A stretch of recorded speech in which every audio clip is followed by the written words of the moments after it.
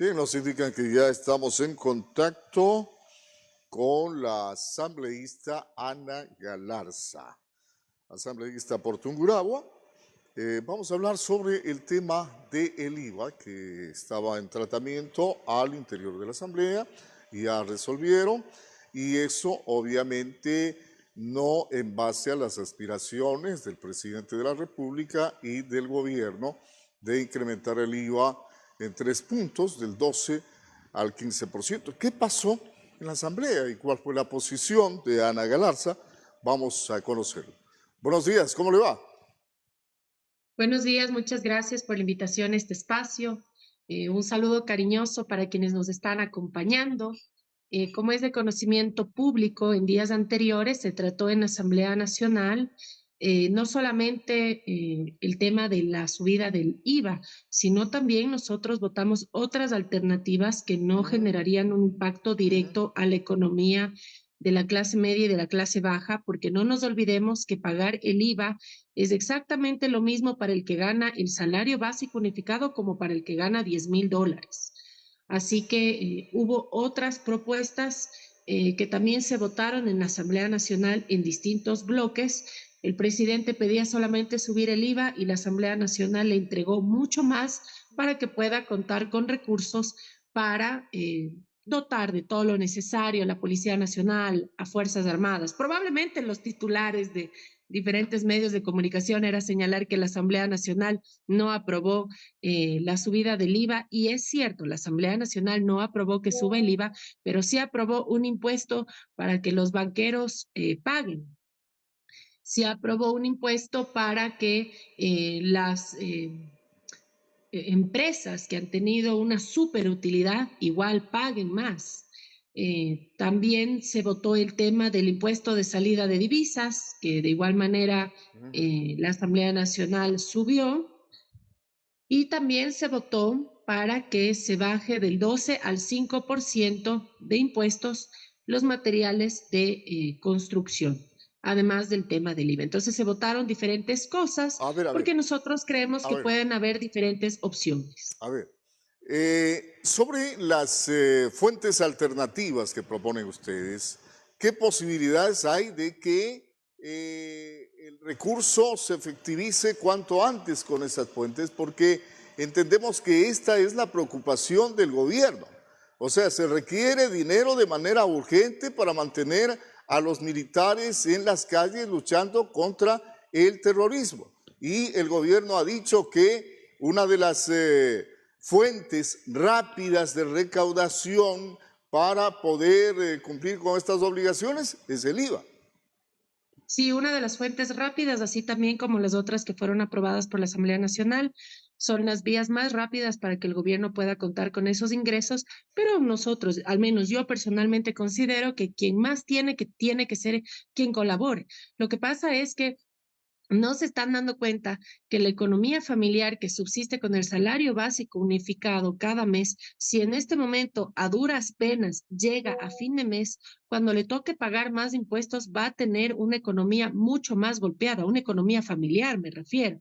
Ahora, si es que hay un sector que sí o sí desea que le suban el IVA porque tiene la esperanza que con eso le van a dejar de vacunar, el presidente ya vetó eh, el informe que aprobó en segundo debate la Asamblea Nacional, y de todas maneras el presidente les va a subir el IVA. ¿Qué pasa si hay un veto del presidente a la forma como fue aprobado el proyecto? Se puede tener los votos para ratificarnos en el informe original de la comisión. Ya. A ver, eh, ¿cómo está este momento el trabajo de su bloque en la Asamblea y de qué manera se tomó esta de la situación de buscar nuevas fuentes para el financiamiento que está reclamando el presidente de la República? Hay que entender que la situación económica del gobierno es sumamente preocupante. Es una situación económica que no la generó el señor presidente Noboa, sino que la heredó, y que evidentemente tiene que encontrar soluciones para poder sanear las finanzas públicas. En diciembre no nos olvidemos que el presidente Daniel Noboa con el correísmo perdonaron deudas de intereses y multas en el SRI a los más ricos del Ecuador. A gente que no ha tenido para pagar, sino que no ha querido pagar.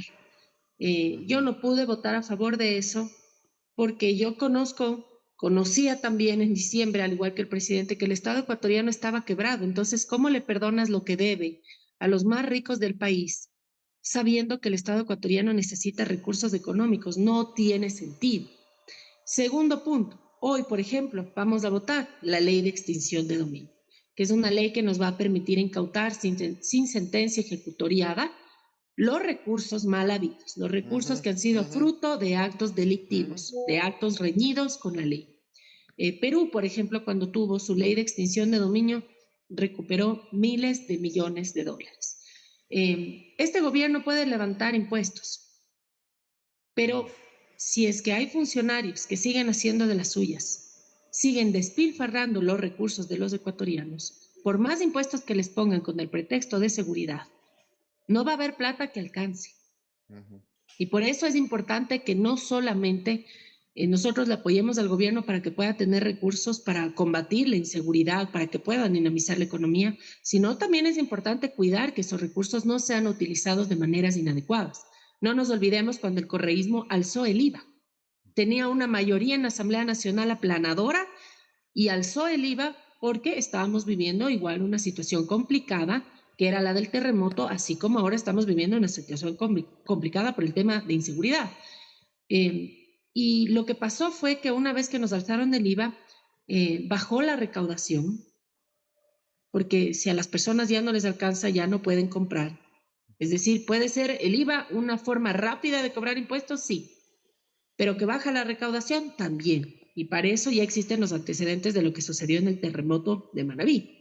Pero de todas maneras, pese a que bajó la recaudación de lo que se pidió para el terremoto de Manabí y Esmeraldas, el ex vicepresidente Jorge Glass y aliados se robaron el dinero de los ecuatorianos. Y eso es algo que yo no quisiera que suceda con lo que está recaudándose en este momento para lograr vencer a las mafias. Sobre el tema de la ley de extinción de dominio, hay una normativa que está ya vigente y ustedes están haciendo reformas. ¿En qué aspectos se están ajustando esa ley? Lo que pasa es que en este momento la ley de extinción de dominio tiene carácter penal. Se tiene que esperar a que exista una sentencia ejecutoriada para poder quitarle los bienes mal habidos a la persona que ha sido sentenciada. Y como conocen ustedes, el proceso penal tarda muchos años y todos esos años, esos bienes mal habidos pasan por muchas otras manos, manos de testaferros, sacan los bienes o el dinero del país y esos recursos no pueden ser recuperados para el servicio del Estado ecuatoriano, para el servicio de cada uno de ustedes en materia de salud, de educación, de obra pública. Por lo que hemos trasladado el proceso a una instancia civil que es mucho más abreviada. En esta instancia civil va a haber un debido proceso.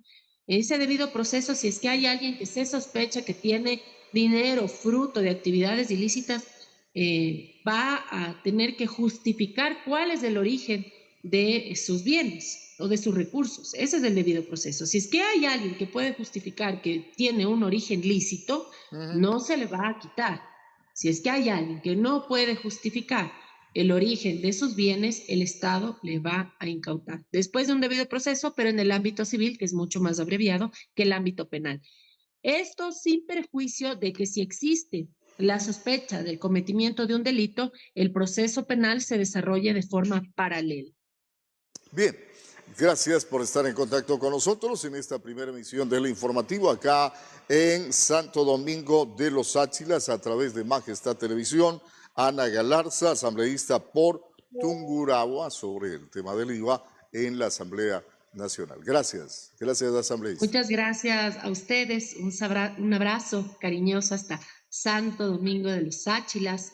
Nuestro compromiso es con el país en todas las acciones positivas que proponga nuestro presidente de la República. Puede contar siempre con nosotros porque lo único que queremos es que podamos vivir tranquilos y que no haya necesidad en ninguna de las familias, que podamos tener al menos un techo seguro, que podamos tener alimentación, que podamos tener salud, que podamos tener educación, que podamos tener oportunidades para soñar con salir adelante, y para eso siempre estaremos nosotros, para ser parte de la Perfecto. gobernabilidad que el país necesita. Un abrazo.